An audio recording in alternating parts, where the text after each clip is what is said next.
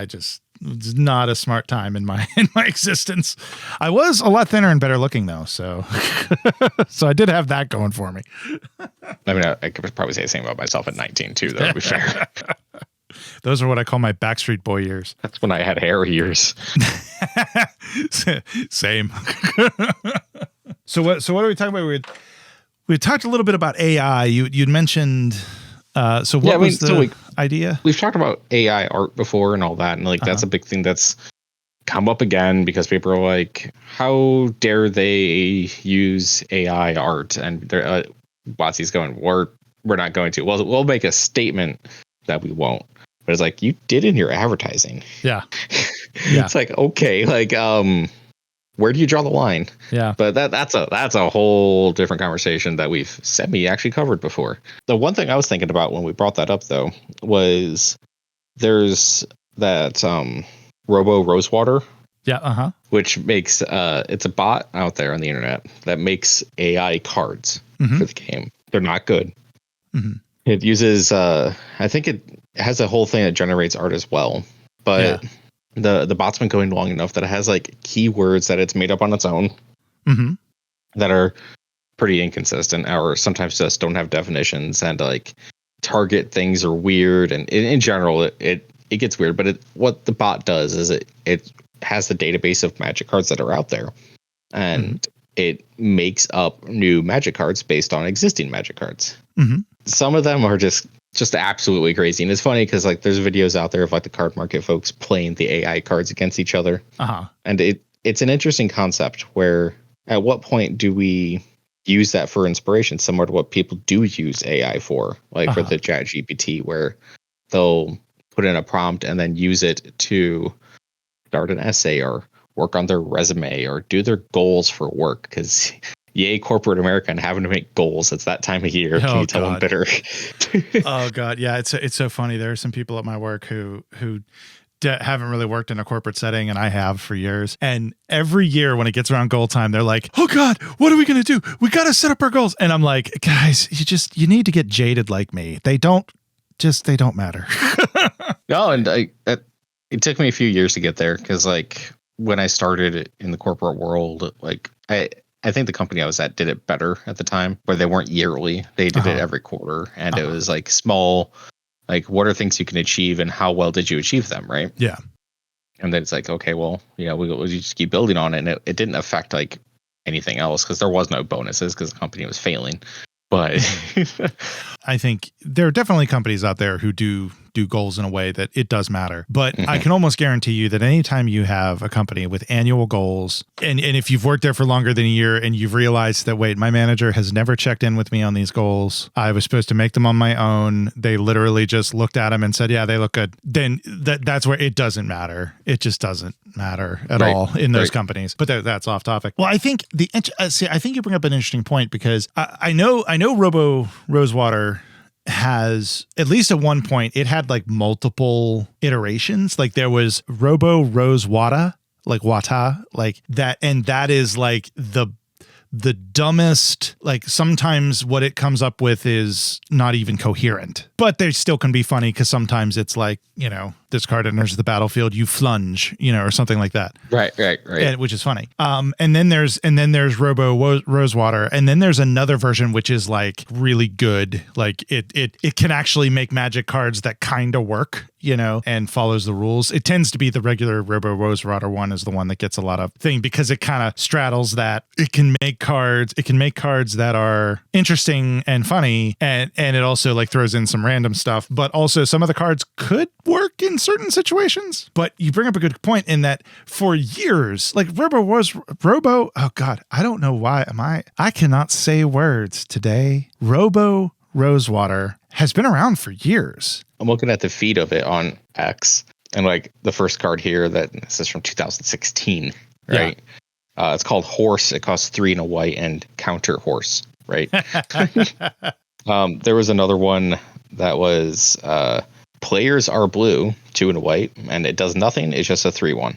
Like that's the kind of stuff you get out of these things, though. Well, and that's the thing. Like I love one of my favorite skits, I guess, or segments, I guess, on Desert Bus, they'll do Robo Rosewater, and they'll even it's even gotten to the point that the people who run Robo Rosewater will send a special batch over to Desert Bus, and they'll send like 2 or 3 batches. And at some point during the time they're doing Desert Bus, they will take a 15-20 minute chunk of time to sit there and read through the cards, and it's hilarious. It's absolutely hilarious, and it's one of my favorite segments. I try to catch it every year when they do it. You can go check them out on YouTube. It's on the Loading Ready run, and if you just look for Desert Bus Robo Rosewater, it'll bring up all the skits from the past couple years, and it's hilarious. So with that in mind, the natural transition there is into people thinking that they can make cards better than like WotC does, right? Yeah.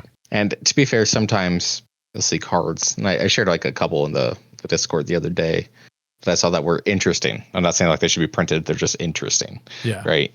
And that's the part where like I like these is where it's not just like, oh, I want a card that does it all. I want a really good card because this will make my deck do its thing already, right? Mm-hmm. Or I want a 99/99 creature that causes 0 mana to play and has protection from everything. Yeah, and haste. And haste. And trample. But yeah, right. And banding, right? And no. The ones I shared, for example, where someone posted and they work like planeswalkers, but they're artifacts, and they're called like artifact generators. And the idea is that it's like, I think it was 1 and then 1 of the color. There's a cycle of them, and then like its uptick ability was like make a mana. And then its 3 downtick was create a token that's in theme with that color. So like blue is a clue, and so on and so forth. And it starts with like 1 loyalty, and like it's interesting because like it's kind of that mix between planeswalkers, battles. I think you could do something else like battle toughness, whatever. But like It doesn't make sense to have a battle make a mana generation, and then what would it flip to, right? But all that aside, I like the fact it's an artifact, right? So it dies to artifact removal, not just, oh, I have to have planeswalker removal in my deck now, right? And it's something that your opponent can tap if they really just don't want you getting that mana.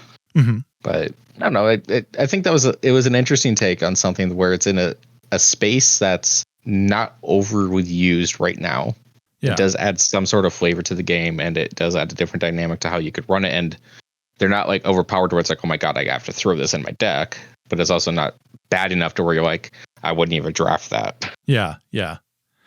Well, it's definitely an interesting thought experiment to see somebody using Robo Rosewater for inspiration like that card there. It's, you know, it's not out of the realm. You know what I mean? It's not completely out of the realm of possibility, which Robo Rosewater does sometimes spit out, is a card that's like, hey, that's actually playable. And it's an interesting take, because that is something, and that's the ongoing argument now in AI as a whole, is if anything, it should be used just for inspiration and not even necessarily for the finished piece, like not even for portions of the finished piece, you know, whatever that piece is, whether it's an essay or piece of art or a card. That's interesting. That is a very interesting thought. So something else I was thinking of, though, like thinking of AIs, and not necessarily in creation of the game, but talking about the way that you could play the game solo, right?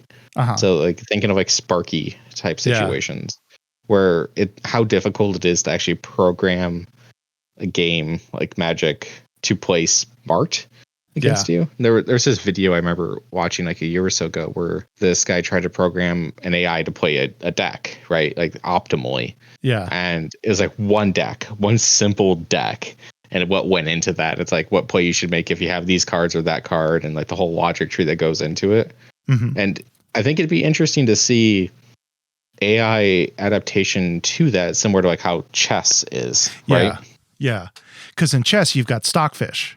You've got Stockfish, which is the program that, at least right now, it is the top of the line chess AI, and it has obliterated humans. Like, it's gotten to the point where like it has the ability to be set at like a 4,000 elo, rating, which is just bananas. The person with the highest chess rating right now is Magnus Carlsen, and he has, I want to say it's like 2,700, 2,600, 2,700. He might be at 2,800 now. Not sure. Like, Stockfish is just bananas. But Stockfish has a predetermined set of pieces, a predetermined play space, and its thing is the infinite potential ways a thing could go. I think with the Magic AI, I think it would have to be different in the sense that it would almost have to be where it learns the rules of Magic. Well, yes, it would have one. It would have to know the rules, how to play, but then like also what's a better move to make based on information you have. Yeah. Right. Yeah. So then like there's how many games does it have to sit through and watch and understand that is this when I should play my Thoughtseize? Yeah. Should I place a swamp or should I place an island? What am I trying to do? Well, that's an interesting thing because I watch from time to time Gotham Chess, and something he does is he goes through games, that have happened recently. Every now and again, he'll go through historical games. What's interesting is while he goes through them, he has the rating on the side that basically says it's Stockfish evaluating the position and saying whether white or black has the advantage and how much of an advantage. And then he also, what he can see, he doesn't necessarily show it to the group, but he'll mention every now and again. He can see what Stockfish says is the best move. It is the best move in this position. Just absolutely, because if you go in this move, you can go through this line. And something he mentions often that I find very interesting is a lot of the time, especially in situations that are quote unquote known within high level chess, like in this scenario, in this opening, this is the move I should make. Or in this end game, this is what I should be trying to do. Well, Stockfish a lot of the times does nothing close to that. And it's because Stockfish can see all of the options. It knows, okay, the tree I want to go down is this one because this is where I'm going to get to checkmate fastest. And with Magic, that's so interesting to me to think about how a computer would handle that if we do ever get a Magic AI that is as good to be able to play Magic at extremely high levels. It's going to happen. It's eventually going to happen. One of the interesting things I've seen before, and I don't know how true this is, I'm not a follower of chess, right? But wasn't there a way to beat like the chess computers? Because if you played inoptimally, it didn't know what you were doing, because it's like, this doesn't make sense. Like, what are you doing? Yeah. So then you'd confuse the computer and be able to beat it.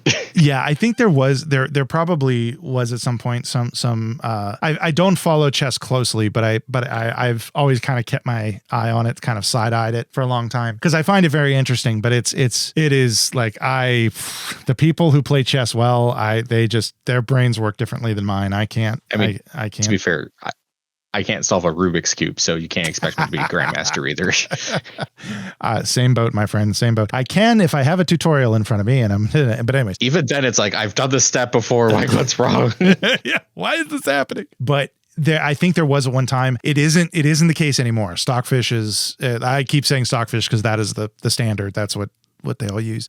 Stockfish is too smart for that. It'll just like, you'll play an optimally and it'll just be like, I don't care, checkmate, meh, and it'll just work towards it. It would be interesting to see a Magic version of Stockfish, though, especially like on a tournament overhead. Yeah. Where because like things to consider too, like beyond the rules, you would know what format you're playing, which means it knows what cards are legal. And then it's like, okay, based on information we have at hand, they've played this, this, and this. They're most likely, like what people do with the meta, saying, okay, well, they're playing Jund or they're playing this, right? It would have to be able to interpret that and say, okay, well, they've played blue and they've played green, so they're optimally playing this strategy. Let's focus on what we know. Yeah. It's like, oh, hey, they're whatever card they're playing next. It's like, okay, well, now we adjust if you have that information readily available. But that's also like understanding how your deck interacts with things. And the thing I'm the most curious about is, would it come up with different builds and different strategies that are just so out there but effective? Right. Yeah. It would be very interesting to see. The more I think about it, especially thinking about it like in a tournament setting, because that's one of the interesting things that I like about Gotham Chess, because he'll get on a position and he'll say, okay, and then this is, such and such did this move. Stockfish says this was the best move because then you could do this and this and this. And just seeing those other scenarios and seeing that, and just imagining two commentators who would have that tool beside them to be able to say, okay, so he went for the Thoughtseize there. Stock Goblin is saying that they should have done this instead. When you Thoughtseize, what do you pick, right? Like, what would it pick? Yeah. And that's the whole thing too, is it's like, would it grab the optimal card that you know is the best against you, or would you try to throw them off curve? Like, what are you doing? What does it do? Well, that's the thing. I think it would come down to how powerful the processor was, because if you think about it, like the more and more I learn about Magic, the more and more I realize that, and other people have brought this up too. I'm definitely not the person who've thought of this, but Magic, the game, is like a computer. Like the rule set is like a computer. And yes, it's an extremely complicated program, but I can definitely see a world where when a computer is playing, an AI is playing a human opponent, and they do the Thoughtseize, they look at the cards in hand. Then what they do is they evaluate what's on the board, evaluate what's in their hand, evaluate what's in the opponent's hand, and then crunch the numbers and go, okay, right now, this card is going to be the card I need to get rid of, because, and it'll probably come up with percentages and all that. It sounds fascinating and absolutely doable, but I would be interested to see how much processing power would be needed for something like that. Even the step beyond that, once you Thoughtseize and you have access to the information in their hand, what deductions does it make about the deck? And what kind of strategy is going to be played against them, right? Yeah. And then also on top of that, saying, okay, well, I'm playing this deck. That means I'm weak against this. And they're going to utilize this tool to do that to me, or this one doesn't affect me as much because I have X, Y, or Z. Yeah. And like weighing out its choices to say, okay, well, I'm going to pick this card because I know it has the greatest impact, or because that's what everyone does when they're playing my deck. That's the biggest opponent against me, right? Like, what decks are effective against my build or my strategy? And that's what we do in our heads without thinking about it, where it's like, oh, hey, I hate that card. I hate that card, always screws me over. Get rid of it, right? Yeah. Or, if they see your commander's an Olamog and they just target you. Yeah, exactly. You can tell I'm still salty about that. Anyway, thinking about it even more, like you think about like a situation where, okay, they do the Thoughtseize, and let's say it was on like, well, let's say it's on a turn where it's like, okay, the Thoughtseize and there's removal in the hand. Now, typically removal would be rated very high in a Thoughtseize of take it out. But what if the AI knows, okay, well, my deck list, this deck doesn't really run off a lot of creatures, so I don't really care about removal because I'm more concerned about enchantment removal, or I'm more concerned about this. So then it adjusts the percentage accordingly. Ooh. So what I'm saying, if you're a programmer who knows how to program stuff, and you have some free time on your hand, reach out to me, Nate at thecipnetwork.com, and let's talk about this, because I think this is a fantastic idea. I just don't know how feasible it is. It's feasible with chess, because chess is a known quantity in almost every respect, except for once the game starts. With Magic,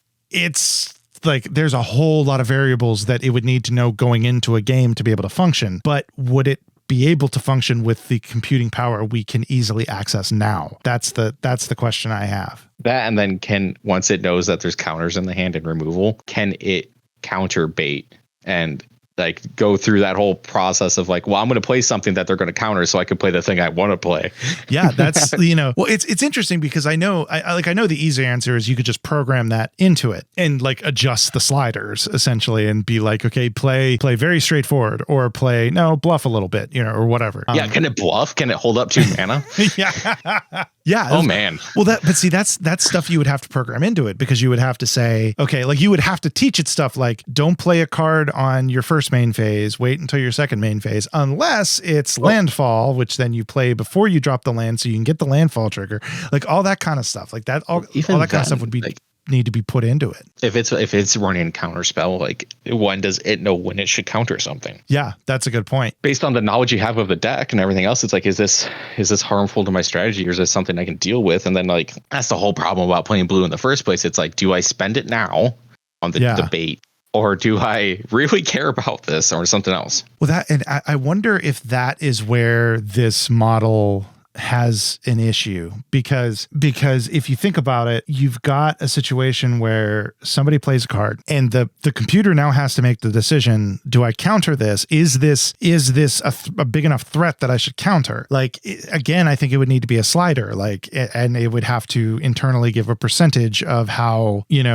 negative, like what percentage of or value, I guess, what negative value does this card give me, and does it meet the threshold of I should just counter this now, but then again, we're looking at this like humans, an AI could potentially do that and look ahead. So much data of like what happens when this deck runs against this deck, and like, okay, well, they're playing, whatever Rakdos Murder Party, right? Yeah. And it's like, okay, well, that means like the probability of these cards being in the other deck based on what I see versus like what people do typically interact with and counter that is bad against whatever, right? It'd have all that information that we just have to do gut feeling for. Oh, yeah. As long as they can watch those games and get all that data, like it'd probably be better at Magic than me.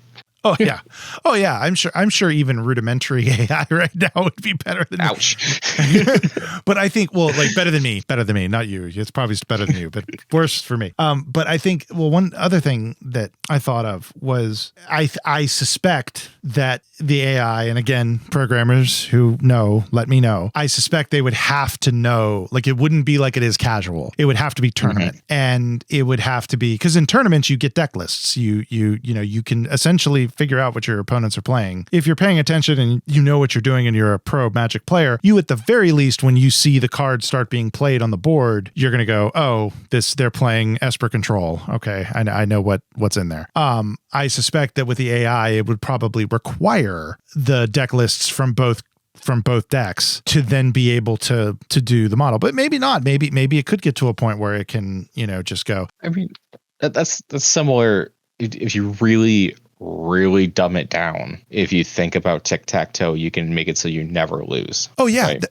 That's the easiest start to this whole thought process is if I start where and I go in this square, what's every combination of what happens afterwards, and then vice versa. If they go in what square, how do you either draw or win, and where not to go, right? Yeah, and you're exactly right. The tic-tac-toe is just a very simplified version of it, of what Stockfish is doing. The only difference is that Stockfish, it goes into the billions in terms of the calculations it can do, where I think there's like 37 different ways tic-tac-toe can go. But yeah, Stockfish goes into the billions, and when you get into that end game, it gets solved. I think it's a really interesting idea to have a Stockfish like program for Magic. It would have to be different. It couldn't be the same. But my mind's kind of blown by this idea. I kind of want to roll with it. Kind of a final thought on that too, similar to how you can like tone down Stockfish.